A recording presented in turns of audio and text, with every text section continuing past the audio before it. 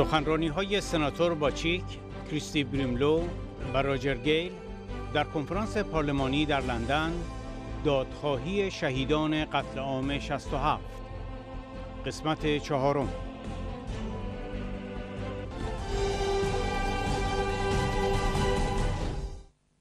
Thank you to the British Committee for Iran Freedom for inviting me to speak at this important conference. In 1988, between July and September, it is known that the Iranian authorities forcibly disappeared and extrajudicially executed thousands of imprisoned political dissidents in secret. Their bodies were dumped mostly in unmarked mass graves. As Amnesty International have documented so clearly in their 2018 report, Blood-Soaked Secrets, the Iranian authorities have since 1988 treated the killings as state secrets, tormenting the relatives by refusing to tell them how and why their loved ones were killed and where they are buried. No official has been brought to justice. In some cases, those involved hold or have held positions of power in Iran. Quote, the Amnesty report calls on the UN to set up an independent investigation to help bring those responsible for these abhorrent crimes to justice. I support this call by Amnesty and by your committee for the establishment of an independent international investigation into the massacre and for the inclusion of such a demand in this year's United Nations resolution. I, of course, serve in the Senate or Seanad of Ireland, that is the upper house of the Irish Parliament, or Oireachtas, as a Labour Party senator. This year, we were all delighted that Ireland secured a seat on the United Nations Security Council. Along with my parliamentary colleagues and Labour's Foreign Affairs spokesperson, Deputy Brendan Howlin, I will be proactive in calling for the Irish seat to be used to advance the cause of human rights internationally. This activism must include a call for the end to and investigation of all extrajudicial state-sanctioned killings. My own grandfather, Karel Bačić, was involved in the Czech resistance in his home country of Czechoslovakia and was imprisoned by the Nazis during World War II. So my passion for human rights to protect those who defend them do derive from my own family experience. Responsibility lies with us as legislators and as human rights defenders to ensure that issues like this are not swept under the carpet. We must send a message to the Iranian regime that the world is watching. Without a strong stance on human rights violations of the past, we leave the door open to them to continue in the future. So I want to conclude by expressing my solidarity with those who are pursuing justice for the victims of the 1988 massacre. Thank you. Gurab Mahagwit.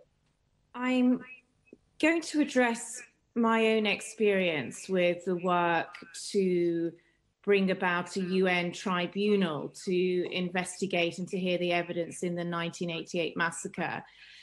In 2016, I was in Geneva as part of the launch of the Justice for Victims of the 1988 massacre. And in February 2018, I was back in Geneva acting as counsel to a People's Tribunal in Geneva. The accounts of the 1988 massacre given to the tribunal included from a father who described receiving the news of the execution of his daughter by being told to pay for the cost of the bullets used to execute her. They included accounts from relatives still seeking information about their loved ones. They now, or by that stage, had a very low expectation, which was simply to know where their loved ones were buried, so that they might be able to bury them themselves with dignity and in accordance with their religion. Their bodies continue to lie unidentified in mass graves in Iran. There's much evidence of the massacre also in Amnesty International's reports, including its 2018 report, where it analysed evidence from 41 survivors, 54 family members, 11 former prisoners and 10 other witnesses from 28 cities across Iran. Plus, it analysed the audio tape, which many will be familiar with. This was an audio tape which emerged on the 9th of August 2016, which recorded discussions between the high-level actors in the death commissions, including Khomeini, and from the 15th of August 1988. And it was made clear in this audio by Khomeini that pregnant women and girls should also be killed. There was to be no exception. The secret fatwa from Ayatollah Khomeini, which is said to be behind the original ordering of the killing and seems to be accepted as being the basis of the start of the massacre. And we've heard the figures given as at least 33,700 were killed during this short time in 1988. As a lawyer, there's plenty of evidence. What else do you need? You need a criminal law framework or an international law framework. We have that. There's plenty of evidence of crimes against humanity, possibly genocide, and a whole raft of breaches of international law, including violations of fair trial rights. There's absolutely no due process. These hearings took 2 to 3 minutes, and if a person gave an answer which was considered the wrong answer, they literally were then rounded up to be killed, hanged in groups, shot in groups. And it's reported that over a short period of only 2 weeks, 8,000 people were executed in this way. The suspects is the other part that you obviously need in setting up any tribunal. These suspects are not faceless. Again, they're set out, the names are set out in Amnesty's report in 2018. It lists 6 people there who participated in the death commissions. And many of those people also have made public statements, including as recently as 2019, when Mustafa Pour Mohammadi actually tried to justify his part in those death commissions. The tribunal itself does not need the cooperation of Iran. It can be set up separately by the UN. There's no time limit on justice for crimes against humanity. Practically, we need to move swiftly with this being affirmed as recently as the 36th session of the Human Rights Council, when the former UN Commissioner for Human Rights, Sayed Rad al-Hussein, said that Iran remains the country with the highest reported rates of executions per capita. It's time that that process actually starts within a legal framework, and the UN is the body that is set up and was set up post-World War II to address crimes against humanity such as this. Thank you. I will be very brief, if I may.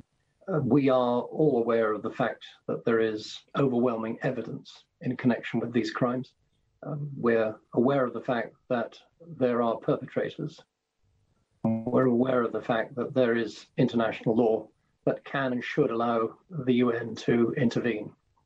And I think it behoves all of us to try and press that case as hard as we possibly can. As David has said, I also lead the parliamentary delegation to the Assembly of the Council of Europe, the Parliamentary Assembly of the Council of Europe at the moment. And these human rights issues, of course, are very much on the Council of Europe agenda, although obviously Iraq is not a member state. But nevertheless, they are matters of considerable international interest. And that is a possible forum for us to try to raise the cause over and over again. And I congratulate the members of the NCRI who have in the past so diligently attended our plenary sessions. My real reason, David, for wanting to intervene very briefly this morning is simply to reiterate, as no doubt you have already done, the fact that there is a significant number of parliamentary colleagues in the House of Commons and in the House of Lords who support this cause, who believe passionately in the righting of wrongs and the right of nation states to freedom and democracy. And as long as all or any of us are able to do so, we will continue to press that case. And that is really all I want to say. Thank you very much indeed.